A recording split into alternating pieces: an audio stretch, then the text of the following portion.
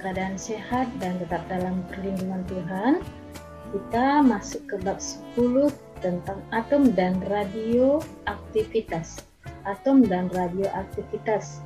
Kalau atom pasti sudah dipelajari di kimia ya, tetapi di sini kita akan membahas teori-teori tentang atom sebelum masuk ke radioaktivitas. Kita lihat di sini perkembangan teori atom ya. Perkembangan teori atom.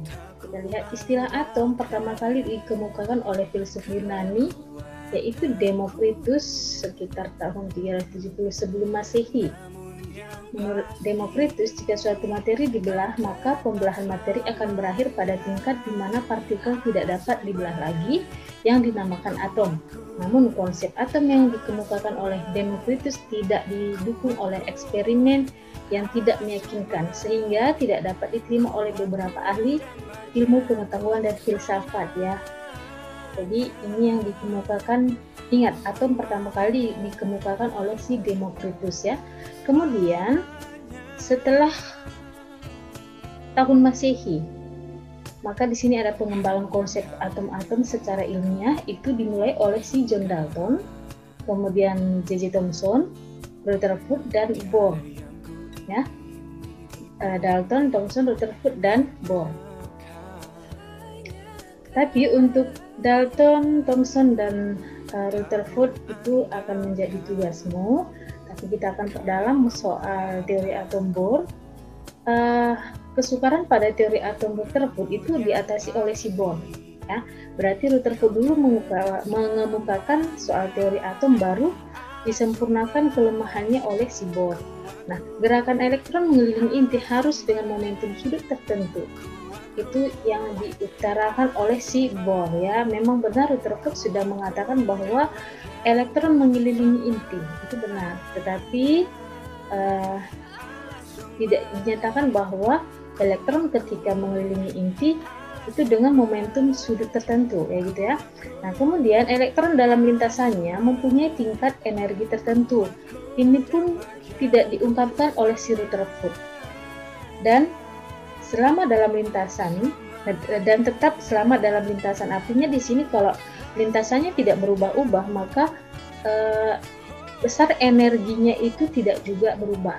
Nah, besar energi elektron pada lintasan tertentu itu dirumuskan dengan En sama dengan minus 13,6 per N kuadrat elektron volt.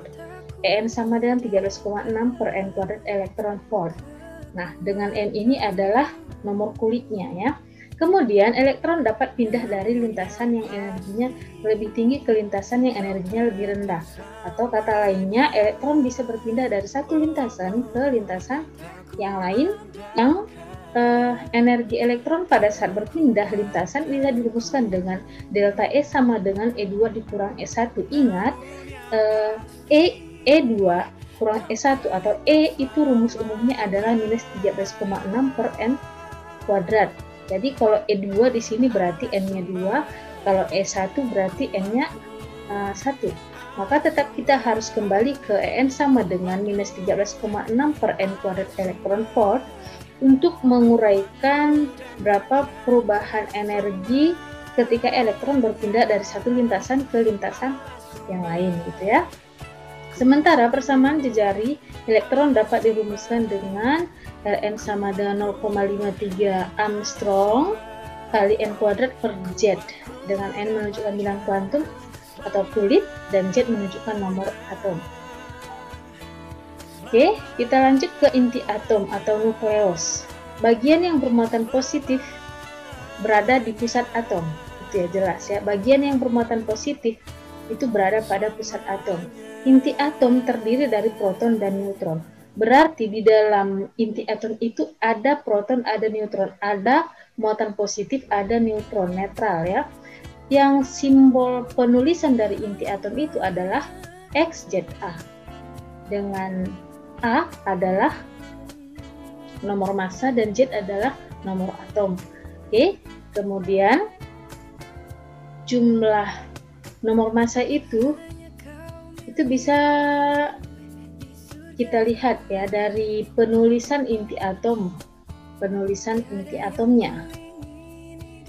Kemudian bisa kita katakan begini, inti atom itu terdiri dari proton dan neutron, sementara elektron mengelilingi inti atom.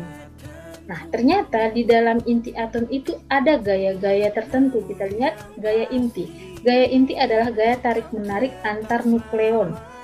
Berarti antar proton dengan proton, antar proton dengan neutron itu terjadi gaya tarik-menarik. Gaya inti berperan mengikat nukleon-nukleon tetap bersatu dalam inti atom. Gaya inti merupakan gaya terkuat dibandingkan dengan gaya gravitasi dan gaya elektrostatik. Jadi gaya inti inilah yang lebih kuat dibandingkan dengan gaya gravitasi dan gaya elektrostatik. Jadi di dalam inti itu ada gaya inti, ada gaya gravitasi, dan ada gaya elektrostatik ya. Gaya inti memiliki jangkauan terbatas dan tidak memenuhi hukum kuadrat kebalikan jika bergantung dari jenis muatan nukleonnya. Ini kebalikan ya, tidak bergantung dari jenis muatan nukleon. Jadi dia kalau mau positif ya positif, tidak bergantung ke jenis muatannya, kira-kira begitu deh. Kemudian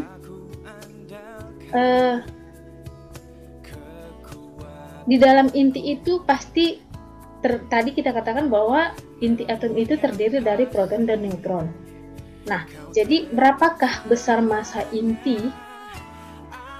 Apakah memang jumlah proton dan jumlah massa neutron itu digabungkan? Nah, ternyata bukan seperti itu.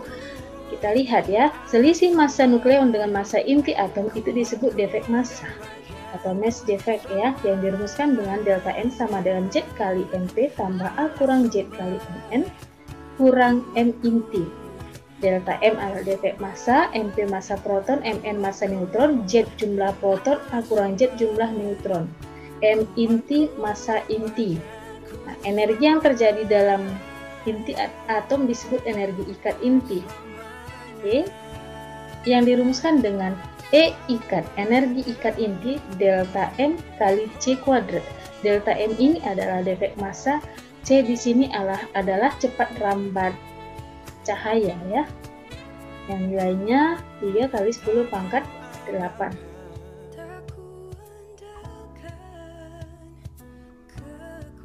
Oke, kita lihat di sini energi ikat inti itu dirumuskan dengan ZNP tambah A kurang ZMN tambah ZME. Ingat kalau elektron diperhitungkan kurang MKM XZA, berarti MXZA ini adalah massa intinya ya, kali 931 mega elektron volt per SMA. Dalam hal ini massa proton, neutron, elektron itu semuanya dibuat dalam satuan SMA. Nah, ini digunakan apabila satuan defek massa kilogram, maka satuan energi ikat inti joule. Tetapi kalau rumus yang ini kalau dikalikan dengan 931 mega elektron volt per SMA, maka energi ikat itu satuannya MeV ya, mega elektron volt. Atau ini kadang dipakai 931,5. Nah, ikuti sesuai dengan keterangan soalnya nanti. Oke, kita lihat energi mekanik elektron pada tingkat dasar N sama 1 pada atom hidrogen adalah minus 13,6 elektron volt. Tentukan energi mekanik elektron itu pada orbit keempat atau bilangan kuantumnya keempat. Oke, besaran yang diketahui E1, EI ya, atau E0 dasar, tingkat dasar minus 13,6 elektron volt dengan N sama dengan 4. Maka E4 sama dengan minus 13,6 elektron volt dibagi 4 kuadrat itu hasilnya minus 0,85 elektron volt. Kemudian massa atom oksigen adalah 15,995 SMA, massa intinya berarti. Massa hidrogen 1,008 SMA dan massa neutron adalah 1,0089 SMA. Itu defek massa partikel tersebut membentuk atom hidrogen di sini ya. Oke, delta M sama dengan 8 kali 1,08, ini 8 jumlah protonnya. Ya, proton itu sama dengan massa hidrogen kali 1,08 tambah 16 kurang 8 jumlah neutron ya, kali 1,009, ini disederhanakan jadinya ya, kurang 15,995. Oke, Sini 8,064 tambah 8,072 kurang 15,995, jumlahkan dulu, baru cari selisihnya, itu nilainya 0,141 SMA.